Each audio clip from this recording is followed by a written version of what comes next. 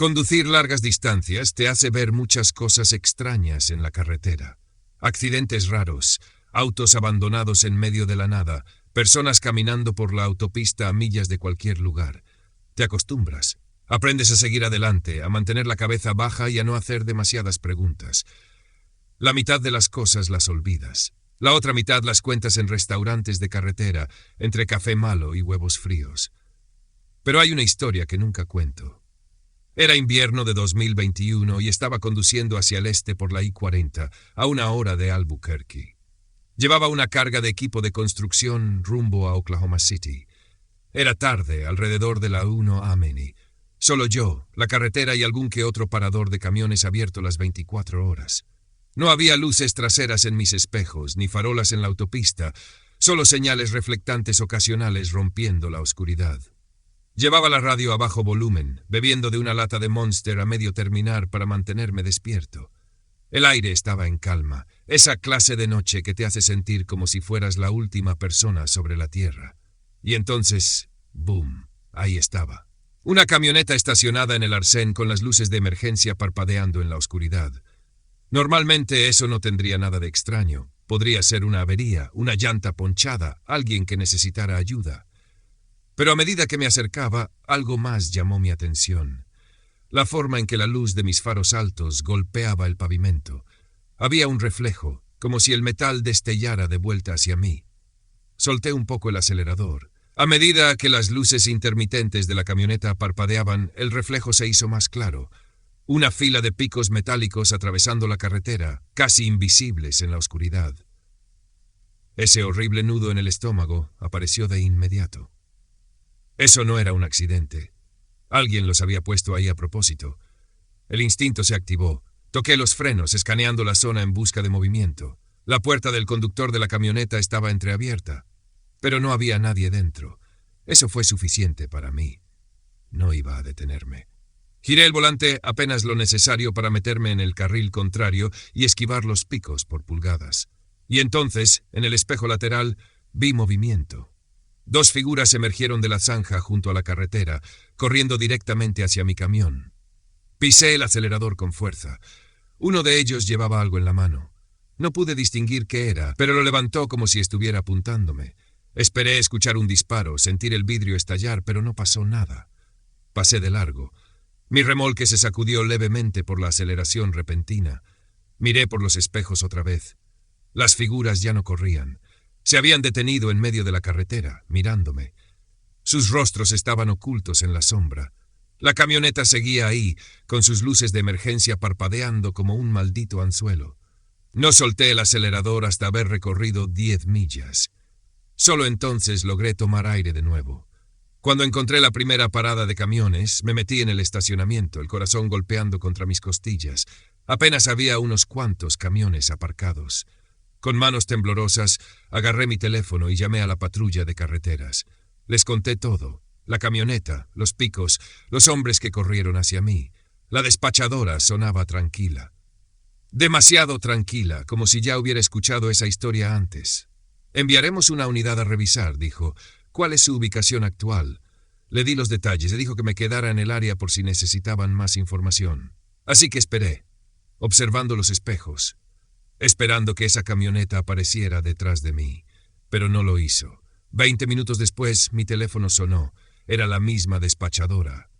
«Enviamos una unidad», dijo. «La camioneta ya no está». «¿Qué?» «Tampoco hay señales de los picos. Miré la carretera vacía». «¿Está segura de que revisaron el lugar correcto?» Hubo una pausa. «Revisamos, y no hemos recibido ningún otro reporte similar en esa área». Un escalofrío me recorrió la espalda.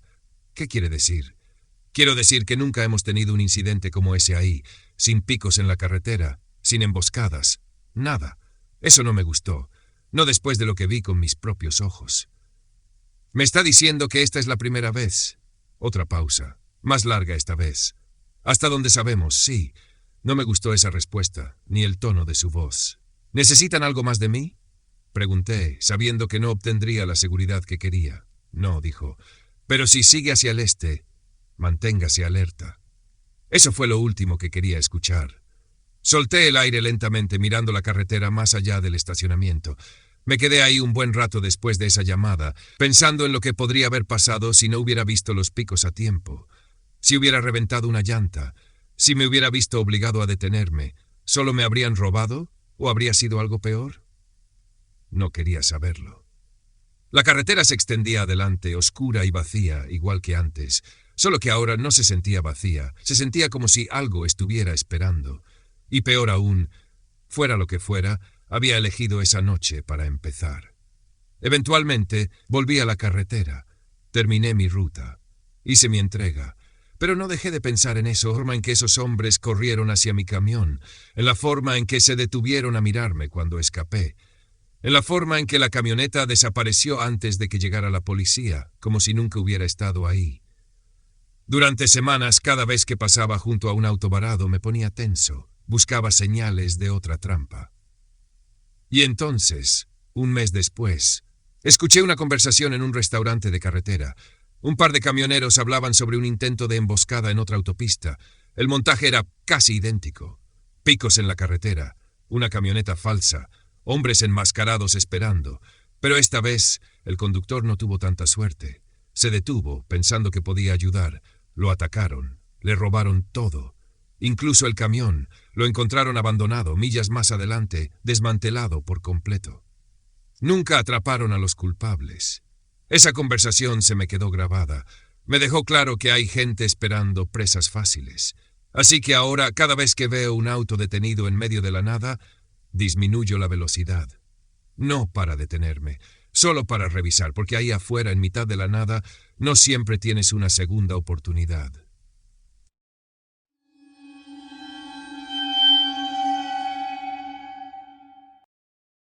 Había estado entregando pizzas durante unos 6 meses en ese momento. No era el mejor trabajo del mundo, pero el dinero estaba bien y las propinas eran una buena ventaja. Lo único que realmente odiaba eran los turnos nocturnos. Hay algo en conducir por calles vacías en medio de la nada que con el tiempo se te mete bajo la piel. Esa noche volví a casa después de mi última entrega. Pasaban unos minutos de la medianoche y estaba agotado. Había pasado todo mi turno recorriendo Sacramento de un lado a otro, y ahora lo único que quería era mi cama. Tomé los caminos secundarios para llegar más rápido, menos tráfico, y sinceramente era más fácil que lidiar con los borrachos en las avenidas principales. Unos 10 minutos después de comenzar el viaje, noté unas luces detrás de mí. Al principio no le di mucha importancia. Era una carretera tranquila de 2 carriles con apenas alumbrado público, así que cualquier auto destacaría. Pero había algo extraño en la forma en que éste se movía. El coche no solo iba detrás de mí, sino que estaba demasiado cerca. Toqué levemente el freno, una señal educada para que se alejara. Nada. Si acaso el conductor se acercó aún más. «Está bien, amigo, si tienes prisa, adelántame», murmuré, cambiándome al carril derecho para dejarlo pasar, pero no lo hizo. En lugar de adelantarme, igualó mi velocidad. Eché un vistazo rápido al espejo retrovisor. Sus faros brillaban con fuerza, haciéndolo imposible ver el interior del vehículo, pero podía sentir la presencia de quien estuviera al volante. Mis dedos se apretaron alrededor del volante. Tal vez solo era un conductor impaciente, alguien haciendo una tontería. Presioné un poco el acelerador, subiendo a 55 millas por hora. Él hizo lo mismo. Seguía ahí. Mi pulso se aceleró al mismo ritmo que el auto. Esto no era normal. Extendí la mano hacia mi teléfono que seguía en el portavasos. Pero, ¿qué iba a decir? «Hola, 911. Hay un coche detrás de mí». Intenté ignorarlo. Tal vez solo era una coincidencia. Tal vez. El coche se desvió bruscamente hacia mi carril, cortándome el paso. Giré el volante de golpe, los neumáticos chillaron cuando me desvié hacia el arcén, mi corazón latía con fuerza contra mis costillas. ¿Pero qué demonios? Jadeé tratando de estabilizar el coche. El conductor no aceleró, no siguió adelante, solo frenó y ahora estaba delante de mí, avanzando a paso lento apenas a 30 millas por hora. Necesitaba salir de ahí. Respiré hondo, obligándome a pensar. Si lograba llegar a una zona más transitada, estaría bien, lo perdería entre el tráfico, solo tenía que... Pisó los frenos de golpe. Yo hice lo mismo. Los neumáticos chillaron cuando me detuve a centímetros de su parachoques. Mi cuerpo entero se lanzó hacia adelante, el cinturón de seguridad clavándose en mi pecho. El coche se quedó ahí, inmóvil, sin luces de emergencia, sin movimiento. «¡Al diablo con esto!», Mascullé, metiendo el coche en reversa y desviándome al carril opuesto. Apenas lo hice, sus luces delanteras parpadearon y en un instante aceleró directo hacia mí a toda velocidad. No pensé. Solo reaccioné. Pisoteé el acelerador, disparándome hacia adelante. Los neumáticos chirriaron cuando giré bruscamente hacia un camino lateral, tan rápido que casi pierdo el control. El coche me siguió. Sentí mi respiración atraparse en mi garganta. ¿Por qué no se detenía? Apreté el volante con tanta fuerza que me dolían los dedos. La carretera serpenteaba a través de campos vacíos. No había luces. No había casas. Solo un mar de oscuridad infinita delante y detrás de mí. Y él seguía ahí. El pánico rugía en mi pecho mientras luchaba por mantener el coche estable. Si me estrellaba, si mi motor fallaba, estaba solo. Miré por el espejo retrovisor, esperando, rogando ver que se desviara. En cambio, estaba ganando terreno. Tomé otra bocanada de aire tratando de calmarme. Piensa. Había una curva adelante, derecha o izquierda, daba igual. Giré a la izquierda con todas mis fuerzas. El coche pasó de largo. Por primera vez en lo que parecía una eternidad, tenía espacio. No me detuve, no reduje la velocidad, solo conduje, atravesando los caminos secundarios como si mi vida dependiera de ello. Tal vez sí. Seguí manejando así durante otros 20 minutos antes de finalmente llegar a la carretera principal. Para ese entonces mis manos temblaban y estaban empapadas en sudor. Y entonces lo vi. Los faros. Delante de mí. Casi dejé de respirar. Ahí estaba. El mismo coche, estacionándose en un camino de entrada, como si nada hubiera pasado. Reducí la velocidad, lo suficiente para verlo. El conductor salió, solo un tipo normal, de mediana edad. Llevaba una chaqueta, no un monstruo, no un asesino de película de terror. Pero cuando giró la cabeza y me vio, sonrió. Una sonrisa lenta, calculada, como si hubiera ganado. No me quedé a averiguar más. Pisé el acelerador y me largué de ahí. No sé por qué lo hizo. Tal vez solo era un juego retorcido. Tal vez estaba buscando a una víctima fácil. Pero esa noche aprendí algo. Algunas personas solo quieren verte entrar en pánico. Y nunca olvidaré la forma en que me miró, como si estuviera esperando que regresara.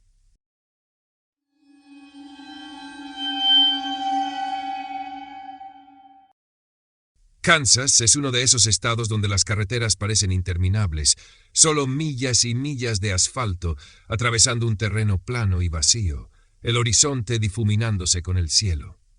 Llevaba casi 5 horas conduciendo, regresando a casa después de pasar un fin de semana visitando a un amigo en Colorado. Era la primavera de 2020, a principios de marzo, cuando el mundo empezaba a sentirse extraño. Las carreteras estaban casi desiertas, el aire nocturno era fresco y mi tanque de gasolina estaba peligrosamente bajo. Había pasado por algunas estaciones de servicio grandes antes, pero seguía diciéndome un poco más, pararé en la próxima. Ese fue un error.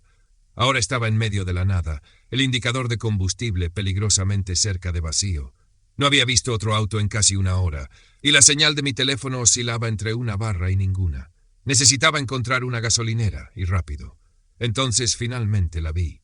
Una pequeña estación de servicio, descuidada, justo al costado de la carretera.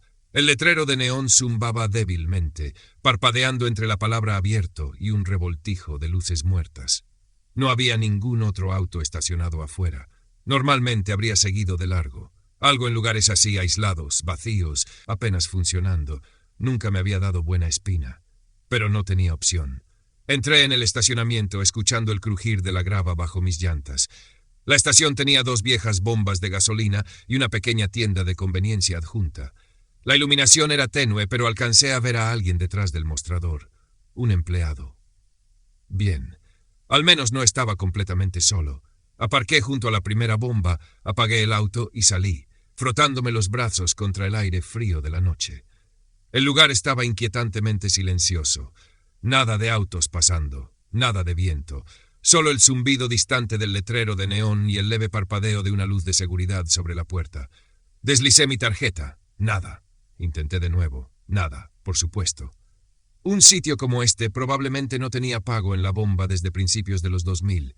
Con un suspiro caminé hacia la entrada. La puerta hizo un tintineo cuando entré.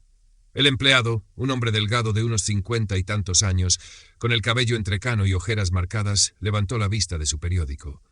No me saludó, solo me miró mientras me acercaba al mostrador. Necesito llenar el tanque, dije. Bomba 1. No se movió, ni siquiera parpadeó. Por un segundo pensé que no me había oído. Luego, con voz baja y plana, dijo: «Vuelve a tu auto y vete». Parpadeé. «¿Perdón?». Su expresión no cambió. Sus ojos hundidos y cansados se fijaron en los míos. «Vuelve a tu auto y vete. No mires atrás». Solté una risa nerviosa, mirando alrededor. Tal vez estaba bromeando. Tal vez esto era alguna especie de broma de pueblo pequeño para asustar a los forasteros. Pero por la forma en que me miraba, no parecía una broma. Miré su placa con el nombre. Frank. ¿Está rota la bomba?, pregunté, dando un paso hacia la puerta. Frank no respondió. Solo sacudió la cabeza lentamente. No. Solo no preguntes. Los vellos en la parte trasera de mi cuello se erizaron. Algo aquí no estaba bien. Me giré hacia la puerta. Y entonces, en el reflejo del vidrio, vi movimiento detrás de la estación. 2 sombras. Me volteé de golpe. 2 hombres salieron a la luz de la lámpara de seguridad. Uno era alto, fornido, con una camisa de franela sucia. El otro era más delgado, con la capucha puesta, ocultando su rostro. No estaban ahí cuando llegué. Habían estado esperando. Mi estómago se retorció. Frank dio un paso adelante, su voz ahora apenas un susurro. «No dudes». No lo hice. Tiré de la puerta y salí corriendo hacia mi auto. Por el rabillo del ojo los vi moverse. Rápido. Mis manos temblaban mientras sacaba las llaves. Vamos. El Alto ya estaba a mitad del estacionamiento. Su paso no era apresurado, era confiado, como si supiera que no tenía a dónde ir. Me lancé dentro del auto, cerrando los seguros justo al caer en el asiento. Giré la llave. Los faros se encendieron. Y ahí fue cuando vi sus caras. El Alto sonreía. Una mueca lenta y torcida. El de la capucha me miró directamente a los ojos. Apenas tuve tiempo de procesarlo antes de que el Alto se lanzara contra mi ventana. ¡Bam! Golpeó el cristal con la palma de la mano. Grité, metí reversa y pisé el acelerador. Los neumáticos chirriaron cuando retrocedí, casi golpeando al segundo tipo. No se inmutó, ni siquiera se movió. Solo se quedó ahí, mirándome. Metí primera y aceleré a fondo. El gasolinera quedó atrás en un instante. En el espejo retrovisor vi a Frank salir de la tienda. Se quedó parado al borde de la luz. Su rostro era sombrío, como si ya hubiera visto esto antes. Como si supiera exactamente qué habría pasado si me hubiera quedado. No dejé de conducir hasta llegar a la siguiente ciudad, casi 40 millas después. Aparqué en una estación de servicio bien iluminada, bajo una cámara de seguridad, y traté de calmarme. Mis manos aún temblaban. ¿Qué demonios acababa de pasar? Saqué mi teléfono. Sin señal. Mi estómago se revolvió. Si algo me hubiera pasado allá atrás, si no hubiera escuchado a Frank, nadie lo habría sabido. Finalmente, mi señal volvió. Llamé al departamento del sheriff local. No parecían sorprendidos. «Sí», suspiró el oficial. «Hemos recibido algunos reportes sobre ese lugar. Gente que se detiene a cargar gasolina y cosas muy malas les pasan». Mi piel se enfrió. «¿Los atraparon?», pregunté. Silencio. No admitió. «Cada vez que revisamos, no hay nadie». Sentí náuseas. Me dio su número en caso de que recordara algo útil, pero sabía que no llamaría. No había nada más que decir. Solo 2 hombres esperando en la oscuridad y un empleado que ya había visto demasiadas cosas malas. A veces pienso en Frank. Creo que solo era un buen tipo, tratando de advertir a la gente, y me pregunto cuántos no lo escucharon.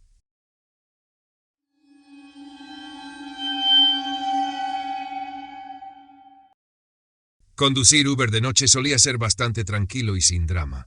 Menos borrachos de lo que uno esperaría, mejores tarifas y carreteras despejadas. Llevaba ya un tiempo haciéndolo, principalmente transportando pasajeros hacia y desde el aeropuerto, recogiendo a la gente que salía de los bares a altas horas de la noche y a los trabajadores que necesitaban un viaje antes del amanecer. Pero esa noche jamás la olvidaré. Todo comenzó con un viaje largo, un traslado al aeropuerto, unos 40 minutos fuera de Boise. La solicitud llegó justo antes de la medianoche. Era un hombre que aparentemente volvía de un viaje de negocios. 0 conversación, solo un simple «¿Cómo va tu noche?». Y luego se perdió en la pantalla de su teléfono. Dinero fácil. La ubicación de destino estaba en una zona rural, lejos de las rutas habituales de la ciudad. Un vecindario tranquilo rodeado de campo abierto, sin farolas, casi sin casas. El tipo de lugar donde, si gritabas, tendrías que rezar para que alguien estuviera afuera y te escuchara. Cuando salí de su entrada y me dirigí de nuevo a la carretera principal, lo vi por primera vez. Un sedán, a unos 20 metros adelante, avanzando lentamente.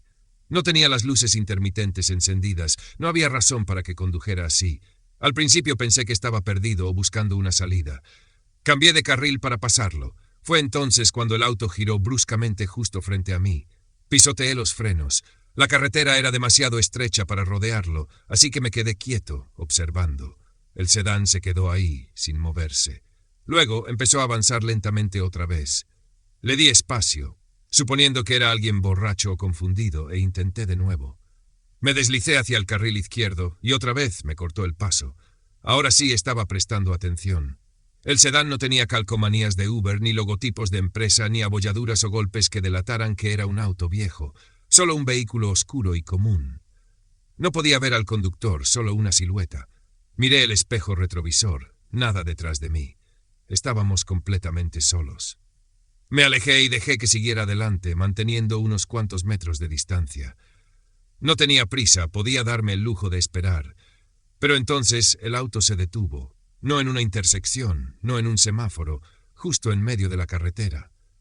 Tuve esa sensación profunda en el estómago, esa que te dice que algo no está bien. Manteniendo el pie sobre el freno, esperé que el conductor bajara para pedirme ayuda, tal vez fingir una avería. Pero nadie salió. Encendí las luces altas. El sedán siguió sin moverse. Y luego las luces de reversa parpadearon.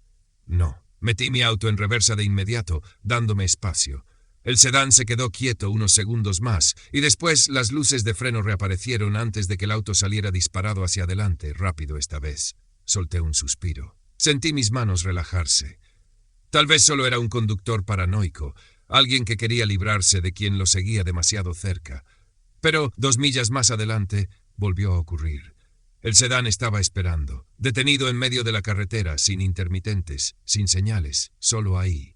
Toqué mi teléfono, abrí la app de Uber para compartir mi ubicación. Mi último viaje aún estaba en la pantalla. Sin señal. Perfecto. Miré a mi alrededor. Campos a ambos lados. Nada más que tierra abierta y unos cuantos árboles dispersos. Ni casas ni luces. No iba a detenerme de nuevo. Esta vez pisé el acelerador. En cuanto lo hice, el sedán arrancó también. Intenté rodearlo, pero él también se movió para bloquearme. Toqué la bocina, fuerte y prolongado. Mi corazón latía con fuerza. Esto no era un conductor perdido, me estaban cazando. Volví a frenar en seco, dejando que siguieran adelante. El sedán avanzó lentamente, como si esperara que hiciera algo, y de repente giró bruscamente a la derecha, metiéndose en un camino lateral. Sin señal, sin dudarlo, pisé el acelerador. Quería poner la mayor distancia posible entre nosotros. La siguiente gasolinera estaba a 4 millas, solo tenía que llegar. Revisé el retrovisor. Luces, volvió. Y esta vez se acercaba rápido. Tragué en seco, sintiendo el pánico subir por mi pecho. Se me ocurrieron 100 posibilidades en un instante. ¿Un intento de robo? ¿Carshackers? ¿Algún psicópata buscando una víctima? Ninguna de esas opciones terminaba bien para mí.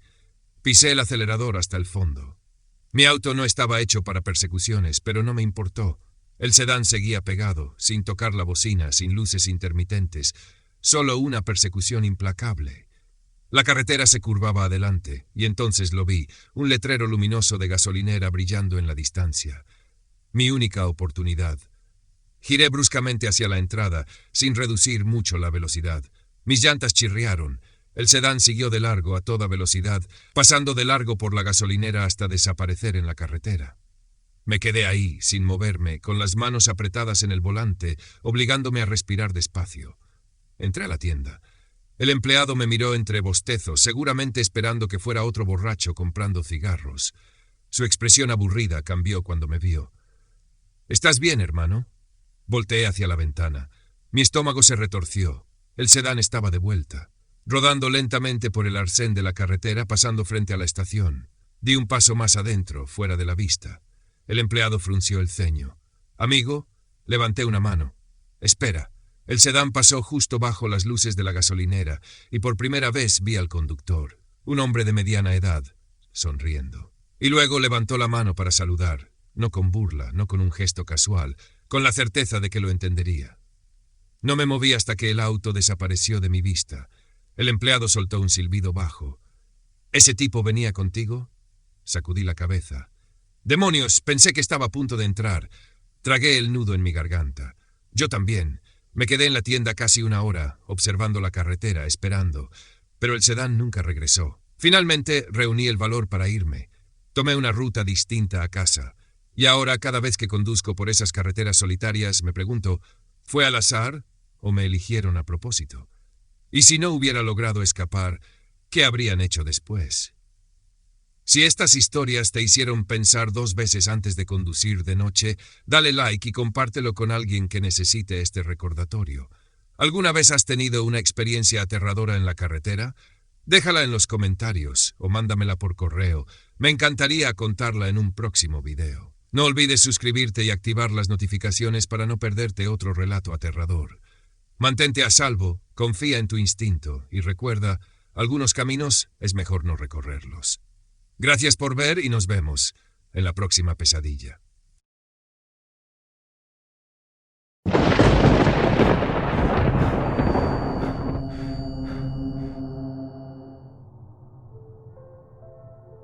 Mi hijo George siempre ha tenido los amigos más extraños. No estoy seguro de por qué, pero en sus primeros años siempre atraía a lo que se considerarían los niños raros. Tengo un montón de historias sobre esto, pero hay una que destaca como una espina. Estaba en 4º grado y acabábamos de mudarnos debido a la reasignación de mi esposo, así que George era nuevo en su escuela. Siempre había sido un niño extrovertido y amigable, por lo que mi esposo y yo no estábamos particularmente preocupados por su capacidad para hacer nuevos amigos. Nos estábamos adaptando bien como familia y todo iba bien con él en la escuela, lo que me tenía muy contenta. La primera vez que conocí a los padres de los compañeros de clase de George, me sentí aliviada, ya que parecían personas íntegras y honestas.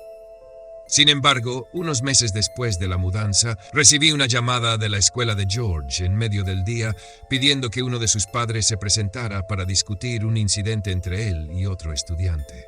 Mi esposo estaba en el trabajo, así que asumí la responsabilidad y acepté reunirme con el director. Recuerdo sentir una mezcla de enojo y confusión. Enojo, porque asumí que mi hijo probablemente había estado en una pelea y, si resultaba ser el instigador, necesitaría castigarlo. Pero también confusión, ya que las peleas físicas eran muy poco características de George, lo que hacía que la situación fuera aún más preocupante. Mientras lo llevaba a la oficina del director, se negó a responder mis preguntas sobre lo sucedido, lo cual tampoco era propio de él. Normalmente era extremadamente hablador y un sobrecompartidor, por lo que su silencio me inquietó. Pensé que quizá estaba avergonzado o asustado, así que no le di demasiada importancia. El director pidió que George esperara en la sala afuera de su oficina, así que lo dejé allí. Luego me indicó que me sentara en una silla frente a su escritorio, lo cual hice. Comenzó haciéndome preguntas sobre George del tipo que uno esperaría. ¿Cómo es su comportamiento en casa? ¿Obedece? ¿Responde de mala manera? ¿Es respetuoso? Cosas así. No tenía más que cosas positivas que decir. George era un niño extremadamente bien educado y respetuoso, y no lo decía solo como madre, sino como un hecho objetivo. Finalmente, el director me explicó por qué me había llamado. Aparentemente, George había tenido un breve altercado con un compañero después del recreo, un niño llamado Sebastián. Pregunté por las circunstancias de la pelea, y esto fue lo que me dijo. Eran los 2 últimos niños en el patio y estaban subiendo las escaleras juntos cuando, aparentemente de la nada, George sacó un borrador de su bolsillo y golpeó a Sebastián en la cabeza, haciendo que cayera al suelo gritando. Me quedé atónita. Era completamente inusual que George hiciera algo así sin ser provocado. Además, yo había oído hablar de Sebastián antes. George hablaba de él con cariño, como si fueran buenos amigos. Le hice más preguntas al director, pero no tenía muchas respuestas, y finalmente admitió que nadie había visto el incidente. Sin embargo, ambos niños habían confirmado independientemente los detalles de la historia. Luego, me dijo que George no estaba en problemas, ya que una pequeña pelea no era algo fuera de lo común. Solo quería informarme y no se tomarían más acciones, lo que me tranquilizó. Después de eso me fui con George, quien seguía en silencio sobre el tema mientras conducía de regreso a casa. No fue hasta justo antes de la hora de dormir que finalmente habló. Para ese punto, ya estaba frustrada con él por no decirme nada, lo que probablemente lo llevó a romper su silencio. Me dijo que Sebastián lo había engañado. Le pedí que me explicara y me contó que habían estado jugando a ser como si pelearan en Street Fighter, siguiendo las instrucciones de Sebastián. George había sacado un borrador para un supuesto movimiento de KO y de repente Sebastián cayó al suelo y fingió estar gravemente herido. Luego le susurró al oído que si no actuaba como si realmente lo hubiera atacado, él lo lastimaría de verdad. Así que George fingió y todos los maestros asumieron que había sido una pelea real. Como es de esperar, me molesté bastante. Mi hijo había sido manipulado y acusado falsamente. En lugar de ir a la escuela, decidí manejar la situación yo misma. Esa noche busqué en el directorio de la escuela y encontré el número de la madre de Sebastián. Se presentó como Maggie. Me sorprendió lo dulce y genuina que sonaba por teléfono. Me dijo que ya estaba al tanto del incidente, que había obtenido la verdadera historia de Sebastián y que ya lo había reprendido. Me pareció extraño que Sebastián hubiera dicho la verdad tan rápido, pero me alegró no tener que convencerla. Luego me contó que Sebastián siempre había tenido algunos problemas de comportamiento menores y que a veces actuaba como si fuera otra persona completamente diferente. Cuanto más hablaba, más pena me daba. Parecía que él no tenía pleno control de sus acciones. Maggie sugirió que los niños organizaran una pijamada para compensar lo sucedido y fortalecer su amistad. Me pareció una buena idea, y ella se ofreció a ser la anfitriona, lo que aprecié. Ese fin de semana, llevé a George a su casa. Maggie me invitó a entrar y las dos nos conocimos mejor mientras tomábamos vino, mientras los niños jugaban en el sótano. Como dije antes, Maggie parecía una persona completamente íntegra, y disfruté su compañía. Después de un rato no pude evitar preguntar sobre el comportamiento de Sebastián, ya que me tenía intrigada. Su expresión cambió y bajó la voz. Me contó que a Sebastián le costaba hacer amigos y que había visto a varios médicos, todos los cuales creían que era algo que superaría con el tiempo. Me dijo que había mejorado mucho en el control de su comportamiento y que el hecho de que fuera más sociable en la escuela era una buena señal. No pregunté más, solo quería asegurarme de que mi hijo estuviera seguro. Maggie me prometió que George estaría en buenas manos y que Sebastián no tenía antecedentes de ser físico o violento, solo actuaba extraño a veces. Eso fue suficiente para tranquilizarme. A la mañana siguiente, cuando fui a recoger a George, lo encontré esperando en la puerta con todas sus cosas y una sonrisa en la cara. Asumí que la noche había ido bien. Sin embargo, mientras conducíamos de regreso a casa, de repente empezó a llorar desconsoladamente. Le pregunté qué pasaba y lo que me dijo me dejó en shock. Me contó que todo iba bien hasta la hora de dormir. En algún momento de la noche se despertó y escuchó un susurro proveniente del baño. La puerta estaba entreabierta y había una luz parpadeante en su interior. No una luz normal, sino más parecida a la de una vela. Escuchó con más atención y se dio cuenta de que era Sebastián hablando, pero no estaba solo. Se llamaba a sí mismo Señor Jim y parecía estar teniendo una conversación con el espejo. Entonces la vela se apagó y todo quedó en oscuridad. George cerró los ojos y fingió estar dormido. Luego, escuchó la puerta del baño chirriar y un susurro justo encima de él. Permaneció inmóvil, demasiado asustado para moverse. Finalmente, Sebastián volvió a la cama como si nada hubiera pasado. A la mañana siguiente actuaba con total normalidad. Cuando llamé a Maggie, al principio se rió y dijo que Sebastián siempre había sido un niño creativo, pero al insistir, su tono cambió y admitió que los problemas de Sebastián eran más graves de lo que había dejado ver. Antes de que pudiera tomar una decisión el lunes siguiente, Sebastián atacó a otro estudiante y fue expulsado. Cuando intenté llamar a Maggie, su número ya no existía. Fui a su casa y estaba completamente vacía. Era como si nunca hubieran existido. Hasta el día de hoy, George parece haber olvidado todo el incidente, pero yo no.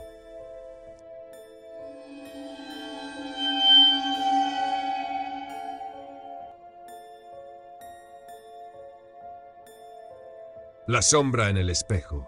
Cuando mi hija Camila tenía 6 años, empezó a hablar de una nueva amiga. No era nada fuera de lo común. Los niños inventan amigos imaginarios todo el tiempo. Su nombre era Isa y, según Camila, vivía en nuestro espejo del pasillo. Al principio me pareció tierno. Camila pasaba horas conversando con Isa mientras jugaba en su habitación. A veces la escuchaba reírse sola, otras veces susurraba, como si compartieran secretos. Cuando le pregunté por su amiga, me respondió con una seriedad que no esperaba de una niña de su edad. «Mamá, Isa está atrapada». Me estremecí un poco, pero no quise hacer un escándalo por algo tan infantil. Seguramente había escuchado algo similar en la televisión o en un cuento. Aún así, cada vez que pasaba por el espejo del pasillo, sentía un escalofrío recorriéndome la espalda. Los pequeños cambios. Con el tiempo, las conversaciones de Camila con Isa se volvieron más frecuentes. Algunas noches la encontraba despierta, sentada en su cama, susurrando en la oscuridad. «Camila, es muy tarde, cariño». «¿Con quién hablas?» «Con Isa. Dice que no quiere estar sola». La forma en que lo dijo me inquietó. Su tono no era juguetón ni distraído, sino serio, como si realmente que creyera que Isa la escuchaba. Pronto comenzaron a suceder cosas extrañas en la casa. Pequeños objetos desaparecían y reaparecían en lugares donde nunca los había dejado. Las luces del pasillo parpadeaban sin razón y algunas mañanas encontraba la puerta del armario de Camila entreabierta, a pesar de que siempre la cerrábamos por la noche. Una noche, mientras veía televisión en la sala, escuché el sonido inconfundible de uñas rasgando la madera. Venía del pasillo. Me levanté con el corazón acelerado y caminé lentamente hacia la fuente del sonido. Se detuvo justo cuando llegué al espejo. No había nadie allí. Cuando miré mi reflejo, me pareció ver algo en el fondo, una sombra oscura, apenas perceptible, moviéndose detrás de mí. Las advertencias de Camila. La situación empeoró cuando Camila dejó de hablar con Isa. «Ya no quiero ser su amiga», dijo un día, mientras jugábamos en la sala. Me sorprendió. Siempre había sido muy apegada a esa amistad. «¿Por qué, cariño?» Bajó la mirada y jugueteó con los bordes de su vestido. «Isa está enojada». «¿Por qué está enojada?» «Porque no quiero jugar con ella. Dice que si no la ayudo, se quedará atrapada para siempre». El aire se sintió más frío de repente. «Trapped. Trapped where, Camila?» Ella miró hacia el pasillo. En el espejo. Esa noche decidí que era suficiente. Cubrí el espejo con una sábana y traté de no pensar más en ello. El último encuentro. Poco después, Camila comenzó a dormir mejor y dejó de mencionar a Isa. Creí que finalmente habíamos superado esa etapa. Hasta que una madrugada desperté con una sensación sofocante en el pecho, como si alguien me observara. Me senté en la cama y miré hacia la puerta. Estaba abierta. Un ruido sutil me hizo girar la cabeza hacia el pasillo. La sábana que cubría el espejo estaba en el suelo, y frente a él estaba Camila. Se balanceaba levemente de un lado a otro, con la cabeza ladeada. Me levanté de un salto y corrí hacia ella. «Camila, ¿qué haces aquí?» No respondió. Sus ojos estaban fijos en su reflejo. «Isa quiere que la ayude», susurró. Un escalofrío recorrió mi espalda. «Cariño, vuelve a la cama», pero no se movió. Dice que ya casi está lista. Mi boca se secó. ¿Lista para qué? Camila giró lentamente la cabeza hacia mí y por un segundo juré que sus ojos no eran los suyos. Eran más oscuros, más profundos. Como si algo más estuviera mirando a través de ella. Algo en el reflejo se movió. No Camila. El reflejo. Grité y la agarré en brazos, corriendo de vuelta a su habitación. Esa misma noche, tomé el espejo y lo saqué de la casa, dejándolo en la basura, sin atreverme a mirar su superficie una última vez. Camila nunca volvió a mencionar a Isa, pero en ocasiones, cuando la observo de reojo, la veo mirando fijamente su nuevo espejo, con una expresión vacía, como si estuviera escuchando algo, o a alguien. Y cada noche, antes de apagar las luces, me aseguro de que no haya espejos descubiertos en la casa, porque en el fondo, una pequeña y aterradora parte de mí se pregunta si Isa encontró otra manera de regresar.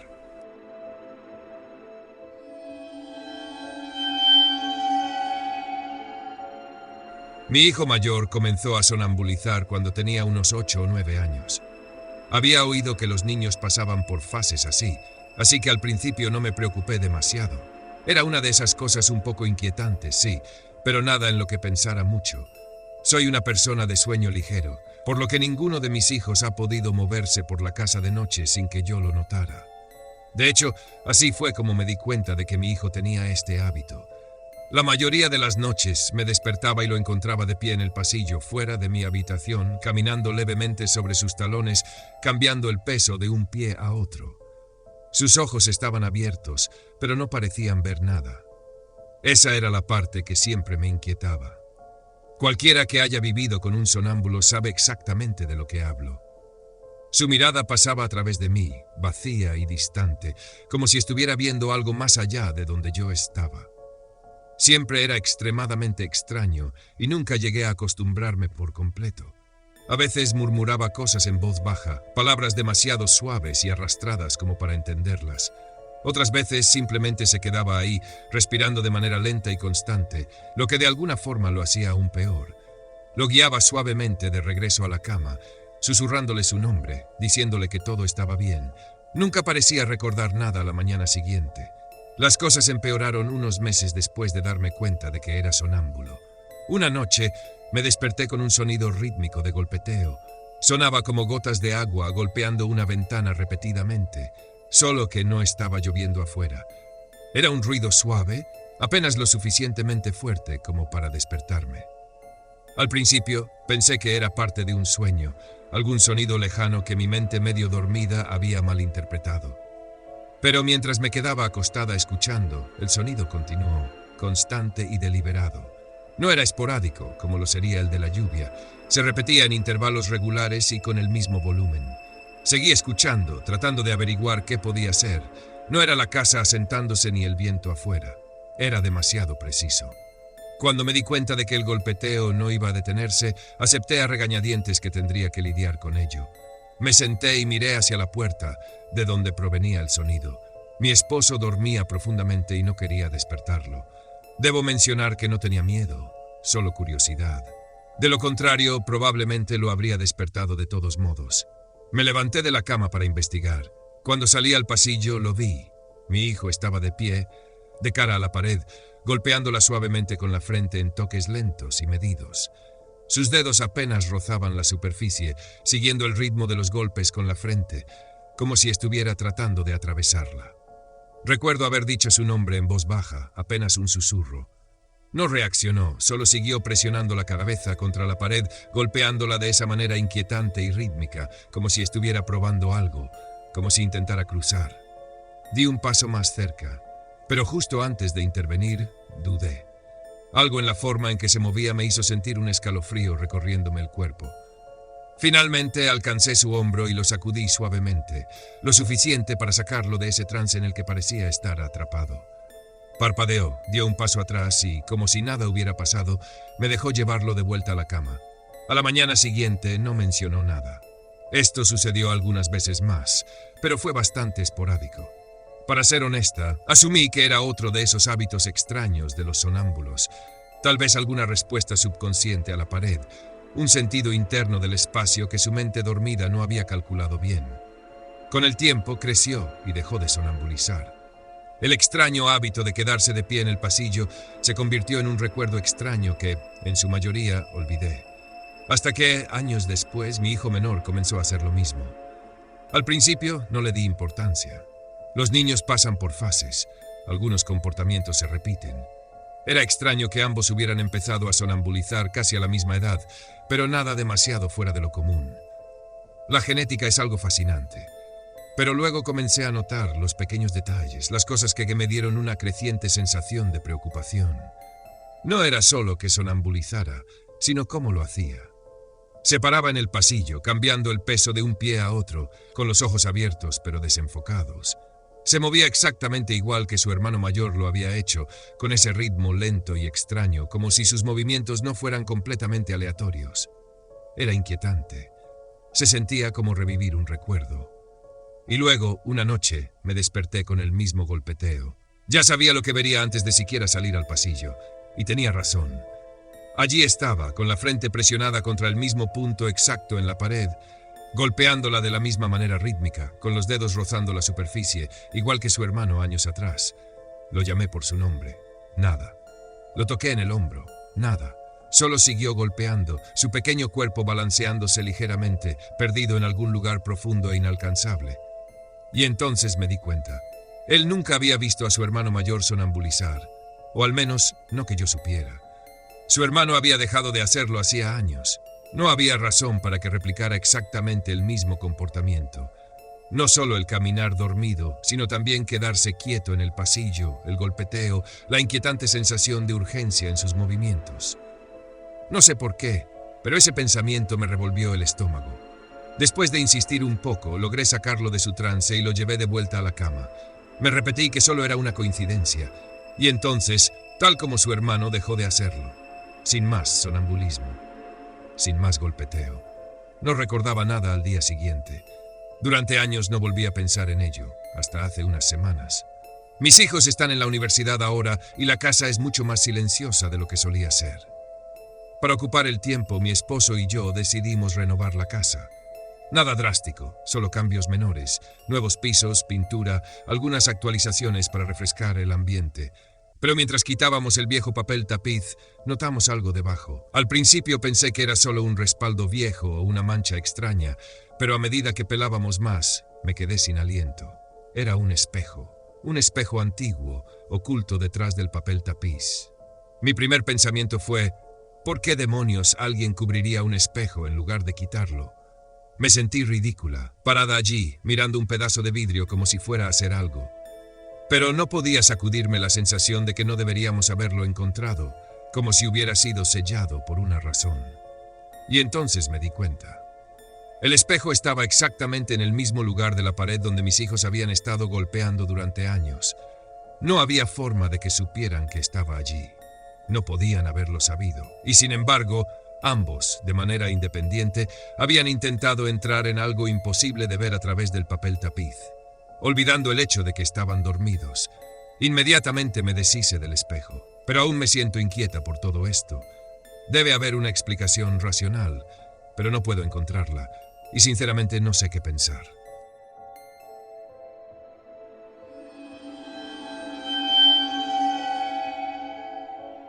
Mi crianza fue un poco ortodoxa. Crecí en un hogar bautista del sur, del tipo en el que no creíamos en fantasmas, pero estábamos absolutamente seguros de que los demonios eran reales. Déjame explicar. Si ocurría algo extraño, no era el espíritu de un alma errante, era algo más oscuro, algo bíblico. Nunca lo creí del todo, pero el mensaje fue inculcado en mí desde una edad temprana. Rechazar a los demonios significaba rechazar las escrituras mismas. Mi madre, sin embargo, era diferente. Para ella, la fe era opcional. No era atea ni agnóstica, simplemente indiferente. Cuando le preguntaba sobre la iglesia, solía decir cosas como, Dios y yo tenemos un entendimiento. Mientras yo me aferraba a la religión como una fuente de estructura y estabilidad, ella se alejaba cada vez más. Fue una de las muchas cosas que agrandaron la brecha entre nosotros. No voy a endulzarlo. Mi madre luchaba contra la adicción y problemas de salud mental, cosas para las que nunca quiso ayuda. Algunos días era funcional, otros estaba completamente fuera de sí. Traté de no tomarlo como algo personal, pero era difícil. Mirando hacia atrás, definitivamente tenía esquizofrenia o alguna condición similar. Pero antes de que digas algo sobre que mi familia descuidó su salud mental, quiero dejar claro que eran otros tiempos. Una tarde, tuve una pesadilla tan vívida que todavía recuerdo cada detalle. En el sueño, estaba acostado en mi cama cuando mi madre irrumpió en mi habitación gritando en un ataque de furia. Me agarró de la muñeca y empezó a sacudirme violentamente. Me desperté empapado en sudor, con el cuerpo aún rígido de miedo. Pero antes de que pudiera sacudirme la sensación, sucedió de nuevo, excepto que esta vez no estaba dormido. La puerta se abrió de golpe y allí estaba ella, exactamente como en mi pesadilla. La misma expresión, la misma ira descontrolada, las mismas palabras. Era como si el sueño hubiera sido una especie de profecía. Apenas logré apartarla y gritarle que se detuviera. Y entonces, de repente, todo terminó. Se fue tan rápido como había entrado. A la mañana siguiente, cuando la confronté, no recordaba nada. Parecía confundida, incluso un poco herida por lo alterado que yo estaba. Me dije a mí mismo que era una coincidencia, una extraña conexión entre mi subconsciente y sus cambios de humor. Pero en el fondo me preguntaba si era algo peor. Unas semanas después escuché a mi madre gritar en el patio trasero. Era un sonido extraño, no un grito de pánico ni de angustia, más bien sonaba emocionada. No sé si tiene sentido, pero es la mejor manera en la que puedo describirlo. Salí corriendo y me quedé helado con lo que vi. Mi madre estaba de pie en el jardín, sonriendo, sosteniendo con sus manos desnudas una enorme serpiente de más de 2 metros de largo. Eso ya era aterrador por sí solo, pero había algo que lo hacía aún peor. Mi madre tenía una fobia terrible a las serpientes. No podía ni verlas en la televisión sin apartar la mirada. Pero ahí estaba, sujetando una como si fuera un juguete. «Ven aquí», me dijo, haciéndome señas para que la tomara. Di un paso atrás, negando con la cabeza. Literalmente le dije, «Mamá, ¿qué demonios?». Pero la mirada en sus ojos me dejó claro que no entendía mis palabras. Solo sonrió más y ladeó la cabeza como si intentara asustarme. No pude lidiar con eso. Me di la vuelta y corrí de regreso a la casa, cerrando la puerta de golpe. Mi corazón latía con fuerza. Me asomé por la ventana y la vi todavía allí, sosteniendo la serpiente como si fuera una ofrenda. Eventualmente la dejó deslizarse por el suelo y entró a la casa como si nada hubiera pasado. Más tarde, cuando le pregunté al respecto, se encogió de hombros como si me lo hubiera inventado. Me dijo que debía haber tenido un sueño extraño y se negó a seguir hablando del tema. Pero eso no fue nada comparado con lo que voy a contarte ahora. Ese invierno, mi iglesia organizó una vigilia nocturna. Me alegré de ir. La iglesia era mi refugio, un lugar donde podía estar rodeado de gente predecible y normal. Mi madre me dejó allí completamente sobria y hasta me dio un beso en la frente antes de irse. A eso de las 4:30 am, cuando ya estábamos acomodándonos para dormir, un fuerte golpe resonó en la capilla. Nos sentamos de inmediato, mirándonos entre nosotros. Los golpes comenzaron a moverse, rodeando el edificio de una forma imposible. A veces sonaban desde múltiples direcciones al mismo tiempo. No era el viento, no era un animal, era algo rítmico, como si alguien o algo estuviera intentando entrar. El pastor, el único con una llave, dormía en su oficina y no había escuchado nada. Corrí a despertarlo y en cuanto puso un pie en la capilla, los golpes se detuvieron. Abrió la puerta principal y literalmente retrocedió de miedo. Allí, descalza y sudando a pesar del frío, estaba mi madre. Su ropa estaba desarreglada y su cabello empapado de sudor. Sus labios se movían, pero no podía oír lo que decía. No reconoció al pastor, sus ojos se clavaron en mí de inmediato. Una sonrisa lenta y escalofriante se extendió por su rostro mientras caminaba hacia mí. Quería correr. El pastor intentó sujetarme y susurró, «Quédate aquí». Pero me sentí completamente impotente, como si no tuviera opción más que irme con ella. Me subí al auto temiendo que hiciera algo, pero no lo hizo. El camino de regreso fue en completo silencio. No habló, no explicó nada, no respondió cuando le pregunté por qué estaba allí. Cuando llegamos a casa, se detuvo en el umbral y se quedó mirándome. Permaneció en silencio mientras yo caminaba hacia mi habitación. Cerré la puerta, la aseguré con llave y me quedé despierto durante horas, escuchando. A la mañana siguiente estaba en la cocina preparando el desayuno, alegre y claramente inconsciente de lo que había sucedido la noche anterior. Se sobresaltó al verme y dijo que estaba a punto de ir a recogerme a la iglesia. Sentí que la sangre me abandonaba el rostro. No recordaba haber golpeado las puertas de la iglesia. No recordaba haberme llevado a casa. Fue espeluznante. Esperaba que alguien, el pastor, un anciano de la iglesia, incluso uno de los chicos, dijera algo sobre lo que había pasado. Pero nadie lo hizo. Era como si no supieran cómo interpretarlo, o peor aún, como si no quisieran hacerlo. Así era como la gente trataba a mi madre en aquel entonces. Eso fue hace décadas. Ella ya no está, pero su recuerdo jamás me abandonará, para bien o para mal. No sé si creo en los demonios o en lo sobrenatural, pero no puedo explicar lo que pasó. La explicación lógica es que sufría de una enfermedad mental, tal vez abstinencia de alguna sustancia, o quizás algo más. Pero los lapsos de memoria, el extraño sentido del tiempo, la forma en la que actuaba como si fuera otra persona, a veces todavía me persigue. Me repito que hay una respuesta racional para todo esto, pero incluso ahora no estoy seguro de creerlo.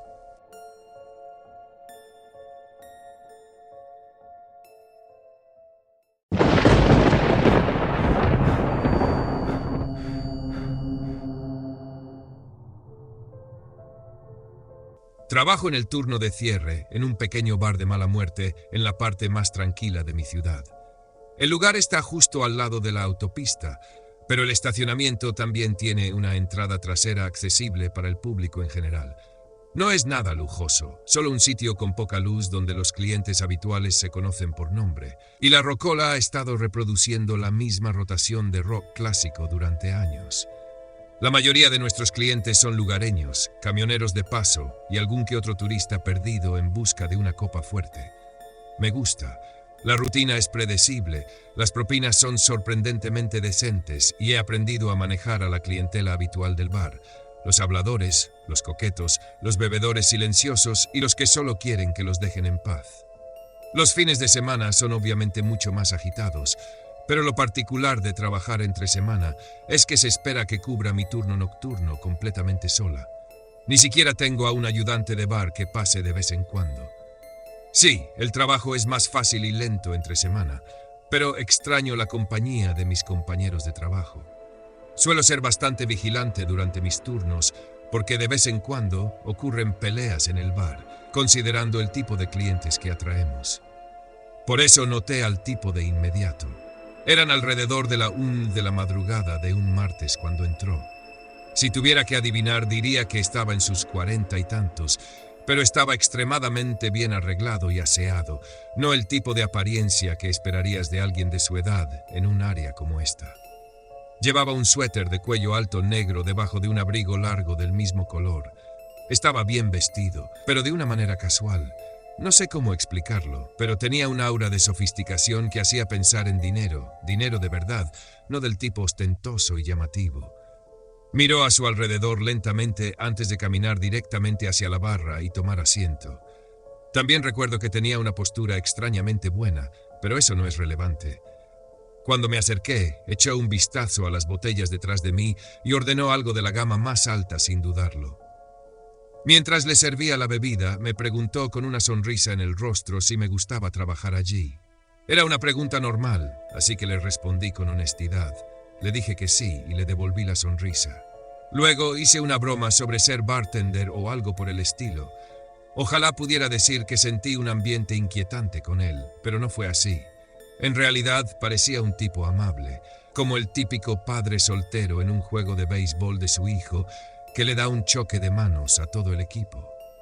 Conversó conmigo un rato, lo cual no me molestó, ya que el bar estaba bastante tranquilo en ese momento. Eventualmente me preguntó si alguna vez había pensado en hacer algo más grande, lo cual admito que fue algo extraño, pero no completamente fuera de lugar en el contexto de la conversación. Le di mi sonrisa estándar de bartender y le dije que por ahora estaba contenta. Asintió y bebió un sorbo de su trago, aparentemente decepcionado con mi respuesta por razones que no entendía. Después de una larga pausa, me preguntó de la nada a qué hora salía del trabajo. Esa pregunta me tomó por sorpresa. No había sentido que me estuviera coqueteando en ningún momento, así que me decepcionó un poco descubrir que nuestra conversación solo había sido otro intento vacío de conseguir mi número. Sonreí y le di una respuesta vaga, tratando de rechazarlo de una manera amable sin parecer antipática. Antes de que pudiera responder, me ocupé limpiando el mostrador. Sin embargo, él no insistió. Solo sonrió, como si ya supiera la respuesta, bebió el último trago y sacó un billete de $100, colocándolo suavemente sobre la barra como si no fuera nada. Sin decir otra palabra, salió hacia la noche. No supe qué pensar de aquel encuentro. Sé que suena como si no fuera gran cosa, pero su actitud era tan diferente a lo que estoy acostumbrada que me dejó intrigada. De cualquier manera, asumí que nunca volvería a verlo y seguí con mi vida. Pero estaba equivocada. Aproximadamente una semana después, regresó. Solo que esta vez no estaba solo. Lo acompañaba una mujer. Me llamó la atención porque nunca la había visto antes. Parecía tener unos 30 y tantos y vestía de una manera que no correspondía del todo con su edad. Era moderna, pero desentonaba, como si estuviera esforzándose demasiado por encajar con un grupo más joven. La observé de cerca mientras los dos se acercaban a la barra.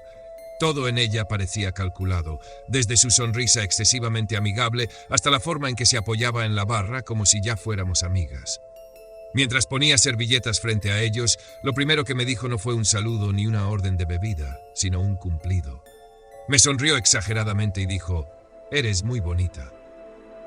Sus dedos rozaron mi brazo mientras lo decía, deteniéndose un segundo más de lo normal.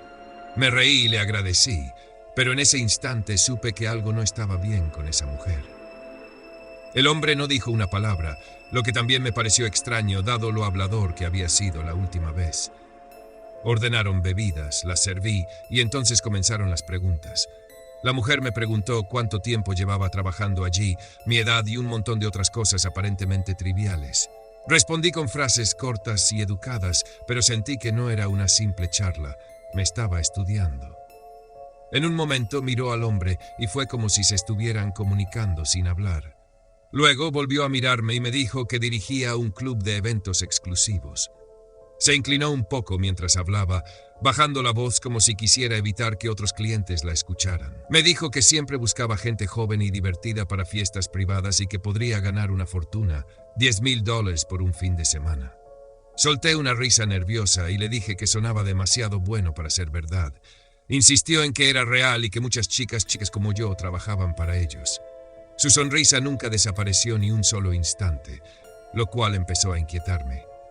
Volvió a la misma idea, repitiendo palabras como divertido, seguro, exclusivo. Luego, de forma casual, dijo, «Deberías salir un momento, hay alguien que te lo puede explicar mejor». Mi corazón se aceleró. Ya no estaba jugando. Ni siquiera me molesté en disimular mi incomodidad. «Estoy bien», dije con firmeza, sin una sonrisa en el rostro esta vez. Justo en ese momento un grupo de clientes entró riendo y hablando en voz alta. La expresión de la mujer cambió en un instante. Su máscara de amabilidad resbaló apenas un segundo antes de que se volviera hacia el hombre. Sin decir más, se levantaron y se fueron.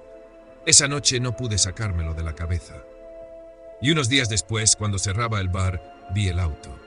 Estaba estacionado al otro lado de la calle, con el motor apagado. Traté de convencerme de que era coincidencia, pero la sensación de ser observada recorrió mi piel como electricidad. Mientras caminaba hacia mi auto, apreté las llaves en mi mano. Cuando salí del estacionamiento, miré por los espejos. El auto me siguió. Tomé una calle al azar y el auto dobló también.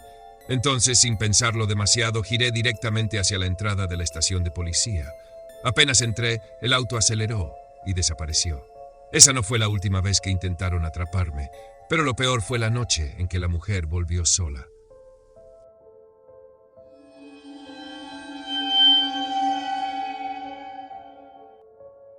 Esto ocurrió hace un par de semanas. Trabajo en el turno nocturno de Walmart. No es el peor trabajo del mundo, pero después de un tiempo empiezas a sentir que solo flotas en el tiempo. Las noches se mezclan, los mismos estantes, la misma rutina, el mismo zumbido monótono de las luces del techo. Espero que pronto aparezca algo mejor. Por lo general me ocupo del área de electrónicos, lo cual es agradable porque es más tranquilo que otras secciones. La gente no suele entrar corriendo a las 2 a.m. para comprar cargadores de teléfono o bocinas Bluetooth. La mayoría de los clientes son noctámbulos que solo están matando el tiempo o camioneros que buscan provisiones de última hora antes de volver a la carretera. Por eso lo noté.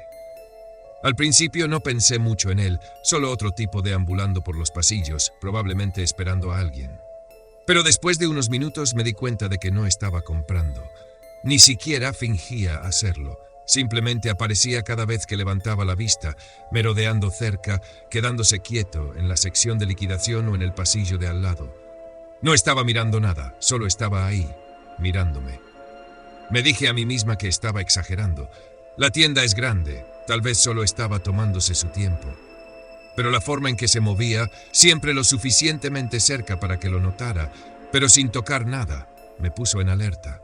Esperaba que simplemente se acercara y me pidiera mi número, pero nunca lo hizo. Era como si quisiera que lo viera, lo cual no tenía sentido. Intenté comunicarme por radio con alguien, pero me di cuenta de que las baterías estaban muertas. Pensé en ir a buscar a un gerente cuando de repente sentí una mano sujetar mi brazo. Casi salté del susto, pero antes de que pudiera reaccionar, una voz femenina sonó fuerte, amigable, demasiado familiar. ¡Aquí estás!, exclamó antes de soltar un pequeño discurso sobre cómo me había estado buscando por toda la tienda. Me giré, completamente confundida, y vi a una mujer que nunca había visto en mi vida. Estaba sonriendo, sujetándome el brazo con firmeza, como si fuéramos viejas amigas que se reencontraban. Antes de que pudiera decir algo, se inclinó y susurró con un tono bajo y urgente. «Ese tipo te está grabando. Sígueme». El estómago se me hundió. Giré la cabeza levemente, lo justo para mirar de reojo. El hombre seguía allí, solo que ahora ni siquiera fingía estar comprando. Simplemente me miraba fijamente. Un escalofrío recorrió mi cuerpo. Dejé que la mujer me jalara sin siquiera cuestionarlo. La forma en que me sujetó, la manera en que habló tan fuerte y con tanta naturalidad, como si realmente fuéramos amigas, me aferré a ello. Estaba más que agradecida de que alguien hubiera notado lo que estaba pasando y se hubiera puesto en una situación incómoda solo para ayudarme. Siguió con la actuación mientras caminábamos, parloteando sobre algo. Tal vez un viaje que había hecho, tal vez una broma interna que supuestamente compartíamos. Apenas procesé sus palabras. Mi mente estaba enfocada en él. ¿De verdad me estaba grabando? Qué escalofriante. Quería saber si seguía siguiéndonos, pero no tuve el valor de mirar hacia atrás de inmediato. La mujer me guió a través de los pasillos con rapidez. Apenas noté hacia dónde íbamos, solo que nos estábamos alejando de él. En el fondo, esperaba que en algún punto dejara de fingir que me conocía, pero nunca lo hizo. De hecho, se estaba volviendo un poco incómodo. Finalmente me armé de valor y miré detrás de mí.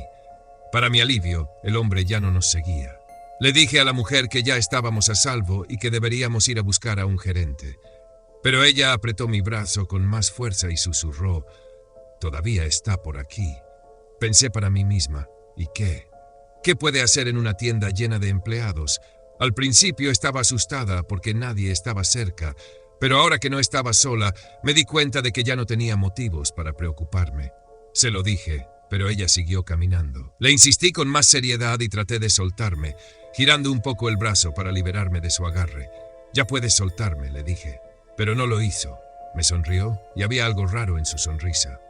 «Vamos, solo un poco más», dijo, tirando de mí con más fuerza. Miré a mi alrededor. La tienda estaba prácticamente vacía. Habíamos pasado las cajas registradoras, la zona de autopago, los pasillos con más tráfico. Frente a nosotras estaba la sección del almacén, tenue y desierta. Más allá, la salida lateral, la que no tiene cámaras, la que los empleados usan para recibir cargamentos. Fue en ese momento que lo entendí. Me estaba llevando directo a la salida. No lo pensé. No dudé. Grité pidiendo ayuda con todas mis fuerzas mientras tiraba con toda mi energía para soltarme de su agarre. Lo logré. Su mano resbaló apenas lo suficiente y me liberé. No perdí ni un segundo. Me giré y corrí hacia el frente de la tienda. Mientras huía, ella gritó algo detrás de mí. Me llamó por mi nombre. Un nombre que yo nunca le había dado. Seguí corriendo hasta que vi a uno de mis compañeros, que venía hacia mí, probablemente tras escuchar mis gritos. Le dije que llamara a seguridad y lo hizo de inmediato. Pero para cuando llegaron, la mujer y el hombre ya habían desaparecido. Revisaron las cámaras de seguridad y, tal como sospechaba, la mujer y el hombre habían entrado juntos a la tienda. Él salió claramente en una de las grabaciones, pero ella, en todas las tomas, su rostro estaba girado, oculto de la cámara. Cada segundo había sido planeado.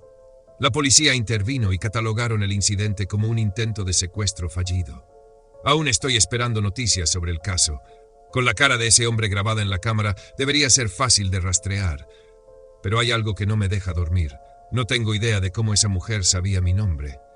Y eso es lo que más me aterra. Esas personas no me eligieron al azar. Yo era un objetivo directo.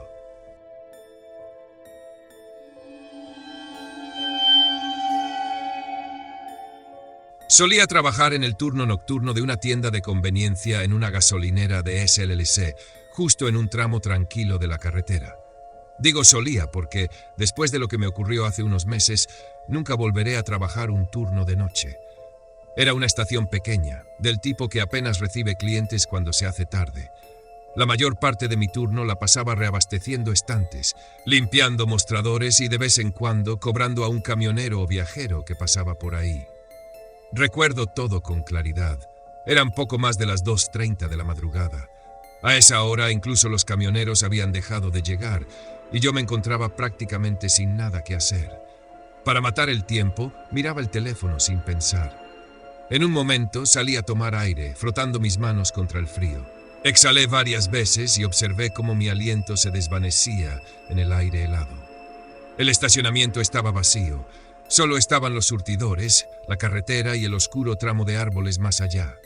El letrero de neón parpadeaba débilmente y recuerdo que el ambiente estaba brumoso, como si pudieras ver la humedad suspendida en el aire.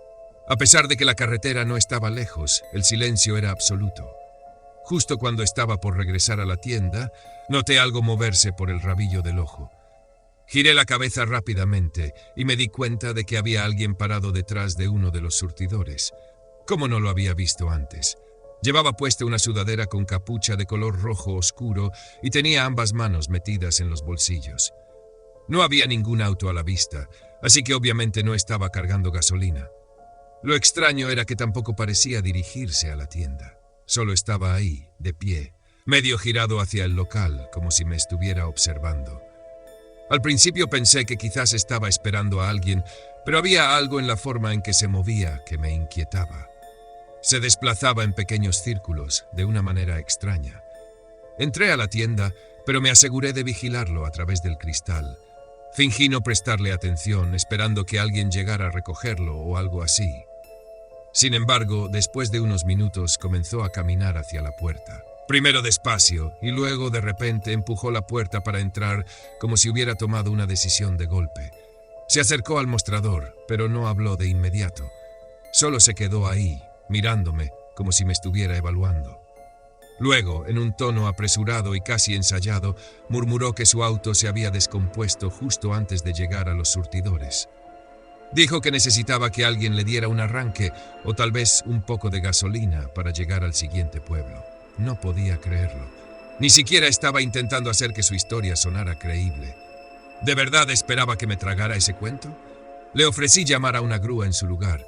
No, respondió demasiado rápido, sacudiendo la cabeza. Solo necesito una linterna, tal vez un poco de ayuda para revisar el motor. Definitivamente algo no estaba bien. Su tono, la forma en la que analizaba mi reacción, sentí que me estaba poniendo a prueba. Para ser justos, la gente que entra en gasolineras a esa hora suele ser un poco extraña. Empecé a preguntarme si realmente necesitaba ayuda y solo era una persona rara o si estaba bajo el efecto de algo. Le pregunté dónde estaba estacionado su coche y me dijo que justo más allá de la entrada de la carretera. Obviamente seguía dudando, pero entonces señaló el monitor de seguridad detrás de mí. Me giré para mirar la pantalla y, para mi sorpresa, realmente había un coche estacionado allí. Pensé, mierda, tal vez este tipo de verdad necesita ayuda. Y fue entonces cuando me di cuenta. Yo había estado afuera hacía solo unos minutos y estaba completamente seguro de que no había ningún auto ahí. Volví a mirar la pantalla y vi un leve movimiento cerca del parachoques trasero. Alguien estaba agachado, justo fuera del campo de visión de la cámara. Un escalofrío me recorrió el cuerpo. Forcé una sonrisa casual y le dije al hombre que lo ayudaría, pero que primero tenía que ir a la oficina trasera a buscar mi teléfono. Me giré lentamente, sin querer asustarlo, pero en cuanto estuve fuera de su vista directa, presioné con fuerza el botón de pánico debajo del mostrador. La alarma se activó de inmediato, resonando estridentemente en toda la tienda. Esperaba que me atacara, pero lo que hizo fue aún más perturbador. Su actitud nerviosa desapareció por completo. Ya no había prisa en su voz ni movimientos inquietos. En cambio, su cuerpo se relajó. Toda su postura cambió, y luego sonrió. No era una sonrisa nerviosa ni avergonzada. Fue una sonrisa lenta y consciente, como si tuviera todo el tiempo del mundo, como si esto le divirtiera. Me quedé paralizado. No tuve tiempo de reaccionar antes de que en un solo movimiento fluido se diera la vuelta y saliera corriendo. Corrí hacia los monitores justo a tiempo para ver a ambos sujetos escapando, pero no se dirigieron al auto. En su lugar, se internaron en el bosque detrás de la estación. El coche seguía ahí, con el motor apagado, las luces apagadas y sin nadie dentro. Cuando la policía llegó, la escena era exactamente como la había visto. El auto aún estaba allí, pero los hombres habían desaparecido. No había huellas que indicaran hacia dónde se habían ido. Era como si se hubieran desvanecido en el aire. Y entonces, uno de los oficiales notó algo que yo no había visto antes. La puerta del pasajero delantero estaba abierta. Había habido una tercera persona dentro del coche todo el tiempo. La policía tomó mi declaración y revisaron las grabaciones de seguridad. Días después, me dieron seguimiento. Habían remolcado el auto y revisado las placas. Resultó que había sido reportado como robado casi una semana antes, a más de 160 kilómetros de distancia. Nadie se presentó a reclamarlo. No hubo reportes de personas desaparecidas, ningún otro crimen vinculado. Solo un auto abandonado en medio de la nada, sin ninguna explicación. Han pasado meses y todavía no hay respuestas. No sé por qué las tiendas de conveniencia son objetivos tan comunes, pero puedo decir con certeza que jamás volveré a trabajar un turno nocturno.